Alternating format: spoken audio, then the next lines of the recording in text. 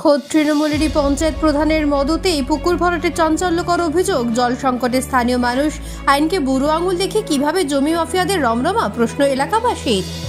এদিকে ভোররাতে বিধ্বংসী আগুন, একটি কাঠের মিল সহ 5টি বাড়ি ব্যাপক ক্ষতিগ্রস্ত। লেলিহান শিখাকে ধরাশায়ী করে বিপত্তির কারণ খুঁজতে তৎপর প্রশাসন। আসবো বিস্তারিত খবরে।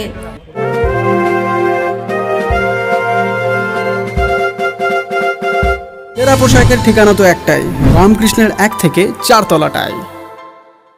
Decay cafeteria and restaurant. এখানে cake, patties, chocolate, ice cream, Indian ও চাইনিজ খাবার পাবেন। কালীপুর ওরিয়েন্ট মোড়, 9334371115। উত্তর বজবজে রাত্রিবাস করার সমস্যার সমাধানে অত্যন্ত সুলভে ঘর আর অ্যাটাচ বাথরুম সহ ঘোষবিলা।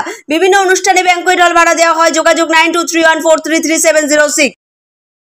পুকুর ভরাট করছেন খোদ তৃণমূলের পঞ্চায়েত প্রধান। এই অভিযোগ ঘিরেই চাঞ্চল্যকর ছড়ালো সাতগাছিয়া খাগড়ামড়ি পঞ্চায়েতে। মহিষগড় বিবিরহাট রোডের পাশেই রাতারাতি একটি পুকুর ভরাটের অভিযোগ উঠল পঞ্চায়েত প্রধান শিখারানী নস্কর মণ্ডলের বিরুদ্ধে। স্থানীয়দের অভিযোগ, ওই একই দাগ নম্বরের জায়গায় অন্যের পক্ষের সাথে 2017 সাল থেকে জমির মালিকানা নিয়ে মামলা চলছে। ওই জায়গা প্রধানের কিছুটা জমি কেনা রয়েছে, সেই জন্য প্রধানের থেকে তারা আদালতের রায় বেরোনো পর্যন্ত সময় চেয়েছিলেন বলেই জানান। অভিযোগ, স্থানীয় নেতা পিন্টু মণ্ডলের সহযোগিতায় জমি মাফিয়াদের নিয়ে পুকুর ভরাট করা হয়েছে।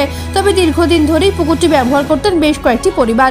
পুকুরটি ভরাট হওয়ার ফলে জলের সমস্যা হচ্ছে তাদের। যদিও এই অভিযোগ অস্বীকার করে প্রধান শিক্ষা রানী নস্করের দাবি, 2013 সালে তার কেনা জমিটি আসলে বাস্তু জমি। প্রশাসনের সমস্ত দপ্তরে জানিয়ে নিচু জায়গায় মাটি ফেলেছেন তিনি।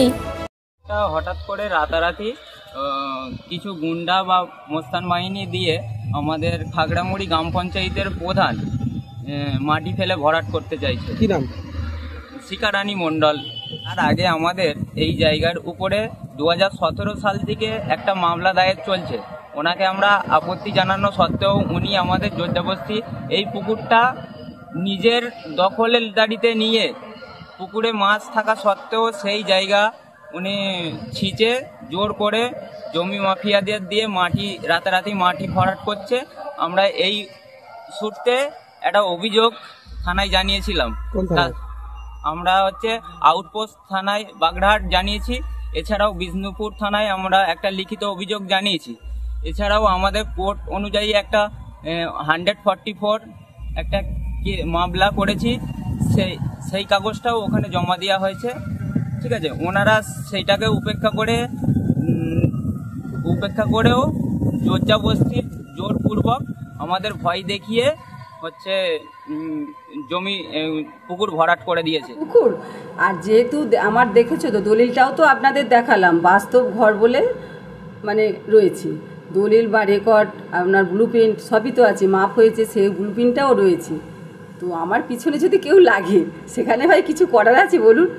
কাগজপত্র তো দেখলেই বুঝতে পারবে। আর আমি সেটা করি না, আমি সেভাবে প্রশাসন থেকে, বিএলআর অফিস থেকে, জেলায় থেকে সমস্তভাবে তাদের কাছে চিঠি করিয়ে তবে আমি কাজ করেছি যে আমার একটুখানি নিচু জায়গা আছে, যেহেতু রাস্তায় মাটি ফেলার জন্য। আমি নাহলে বাস্তবে মাটি ফেলার জন্য ওটা করিনি, যেহেতু রাস্তায় খালে পড়বে মাটিটা, সেখান থেকে আবার তুলে তো আমায় ফেলতে হয়, সেই জন্য আমি এটা বলেছি। তারপরে আমি খালটা ভাই আজকে দেখেছো তো জিসিবি দিয়ে পরিষ্কার করেও দিয়েছি। আমার কোথায় ফল্ট বলুন? আমার কোনো ভুল নেই। না ভাই, আমার 2013 সালে জায়গা কেনা, আমি এমনিতেই আমার পড়ে রয়েছি। আর আমি এমনিতে এখানে একটু কিছুটা জায়গা নিচু ছিল বলেই আমি ভাবছি যে এই সময় যদি না ফেলি, এবারে বর্ষা নেমে যাবে।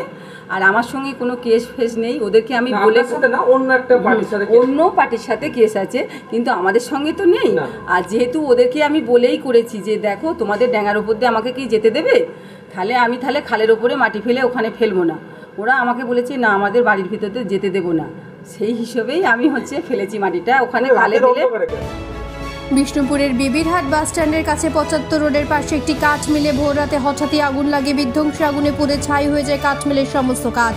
আগুনের লেলিহান শিখায় ওই কাঠ মিলের পার্শ্ববর্তী 5টি বাড়িও আগুনে পুড়ে ক্ষতিগ্রস্ত হয়। তবে হতাহতের কোনো খবর নেই। স্থানীয়রা দেখতে পেয়ে আগুন নেভানোর পাশাপাশি খবর দেন দমকলে।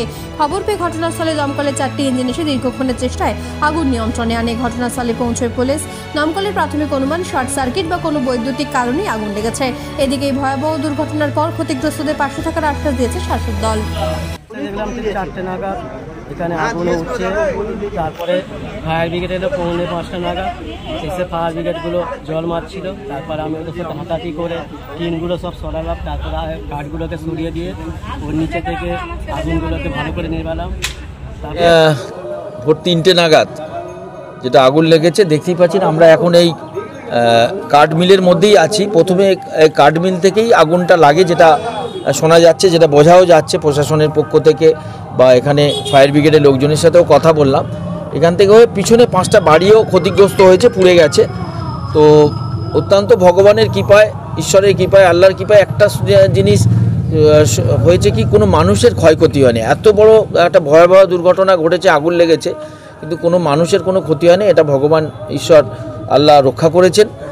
তো যাই হোক, যেটা ক্ষয়ক্ষতি তো হয়ে গেছে। আমি সঙ্গে সঙ্গে খবর পেয়ে ভোরবেলায় যখনই খবরটা পেয়েছিলাম প্রশাসনের পক্ষ থেকে, আমাদের এখানে যারা সহকর্মী যারা আছেন, জনপ্রতিনিধি, তারা যখন খবরটা দেয়, আমি সঙ্গে সঙ্গে আমাদের মাননীয় সাংসদ অভিষেক বন্দ্যোপাধ্যায়, যিনি আত্মসহায়ক, সুমিত রায়কে বিষয়টা জানাই এবং এখানকার পুলিশ প্রশাসন, ওসি সহ তাদের কাছ থেকে ছবি টবি নিয়ে আমি পাঠাই। বহুবার মাননীয় সাংসদ অভিষেক বন্দ্যোপাধ্যায়ের আত্মসহায়কের সঙ্গে আমার কথা হয়েছে। দেখছে এই পরিবারগুলো পাশে থাকা, কিভাবে পাশে থাকা দেয়, তাদের ক্ষতিগ্রস্ত কিভাবে পাশে থাকে, সেগুলো দেখছি। প্রাথমিকভাবে যে পরিবারগুলো ক্ষতি হয়েছে, আমরা দলের পক্ষ থেকে তাদের পাশে দাঁড়াচ্ছি, যাতে কোনো রকম কোনো অসুবিধা না হয়। এখানে নেপথ্য ভাষ্যে ডোনা জানার সঙ্গে সাতগাছিয়া ও বিষ্ণুপুর থেকে ঋত্বিকা দাসের রিপোর্ট, বার্তা এখন।